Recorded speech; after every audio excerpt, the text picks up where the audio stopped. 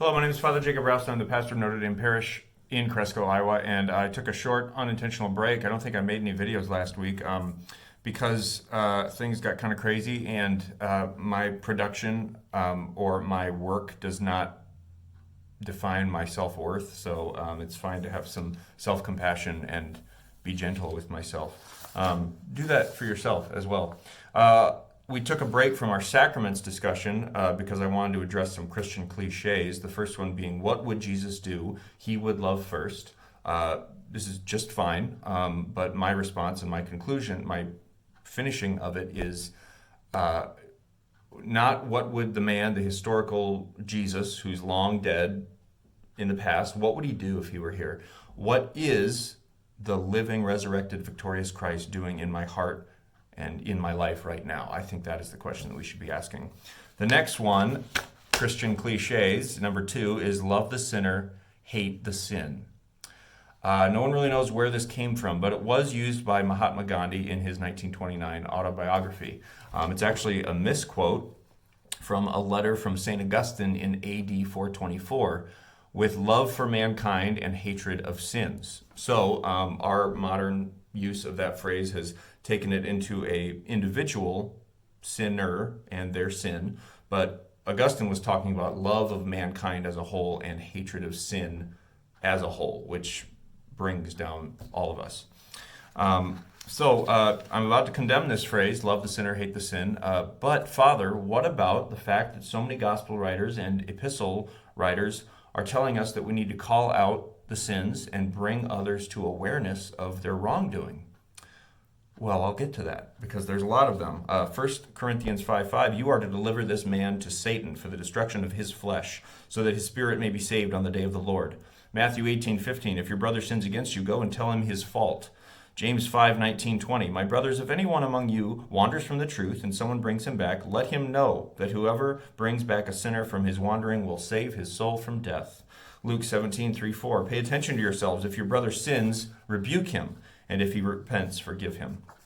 Okay, so all these gospel writers and epistle writers are telling us that we need to make others aware of their sin. But that is not the same command as love the sinner, hate the sin, because notice one word and concept that is in every single one of those Bible verses that I took out of context. Brotherhood. Brotherhood and community. The instruction to correct and rebuke and make aware of some of their sin always comes from within a community. It always comes from people striving to live together in a community as brothers and sisters. The only time I've really ever heard love the sinner, hate the sin is when it's used in the abstract to dismiss an entire group of people or an entire action. Interestingly enough, as I dug farther, I realized that Mahatma Gandhi did not actually say this. He was condemning this phrase himself.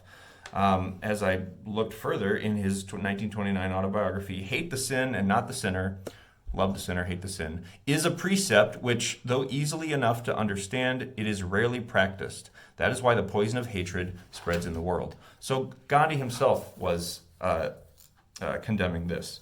So brotherhood, relationship, union is the thing that makes being able to call out someone's sin possible. You can't not have a relationship with someone and expect them to change their behavior. You need to have a relationship with them. 2 Thessalonians 3:15, do not regard him as an enemy, but warn him as a brother. When we use love the sinner, hate the sin mentality, or even if we don't use that phrase, even if it's like working within us, it is itself a judgment because it is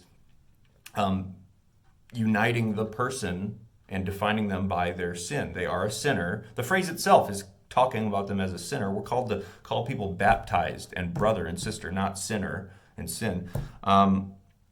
So let's say I have a daughter and we're Packers fans, and she's gonna marry her fiance who's a Vikings fan. Like, okay, well that's a sin to me because it's something that I don't agree with, but I'm gonna tolerate you. You can still come around my house and come to holidays and stuff, but I'm still always gonna keep that in my mind that I hate your sin, you know?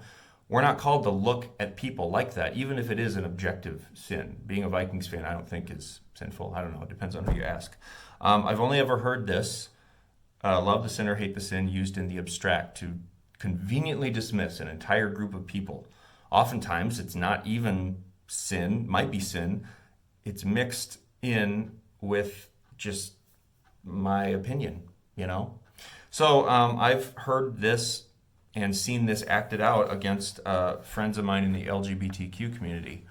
When a friend of mine came out in college, his Protestant church said, well, we love you as a brother, but we can't let you worship or lead worship or play music with us anymore. Okay, that's Christian. People who voted for Trump, it's easy to say that's a sin and then dismiss them. Black Lives Matter protesters or even the rioters. I dismiss that completely. Racists. If you have a racist uncle who's like continues to say things and spout things off, I love him, but I don't agree. I hate his sin. You know, we are still defining each other as sinners, which is not what we're supposed to do. We're called to practice love and call out and call attention to someone else's destructive sin, not in the abstract dismissal, but in concrete daily personal relationships. So if you have a racist uncle, if you have someone who voted for Trump in your life, if you have a granddaughter who gets a lot of tattoos, whether or not it's sinful, and it probably doesn't agree with you, you know, it takes zero courage to condemn an ideal or a political view, but it takes a tremendous amount of bravery to enter into dialogue and understanding with someone who's in your life. So just leaving it at love the sinner, hate the sin, that's not enough. We haven't done the work. We're called to enter into dialogue as brothers and sisters and really find out where we're coming from. Because the only way to get someone to change their behavior is to love them, truly love them, and want what's best for them. When a substitute teacher comes into the classroom, their job is just to keep them from killing each other. You know, you're not going to like make any long-lasting changes in those children because the classroom is chaos. You don't have a relationship with them. But the teacher themselves knows her students inside and out and can know where their weaknesses and their strengths are and can help guide them towards the end of the school year and truth and education. So I hope this makes you think. I hope, even though we don't really say this a whole lot, but it still is an insidious, root that I think goes through a lot of our minds. So love the sinner, hate the sin. No, we're called to look at each other as only baptized brothers and sisters. Take a look at your life, see if this has come up anywhere, and don't be afraid to truly enter into dialogue with someone. Go wash your hands.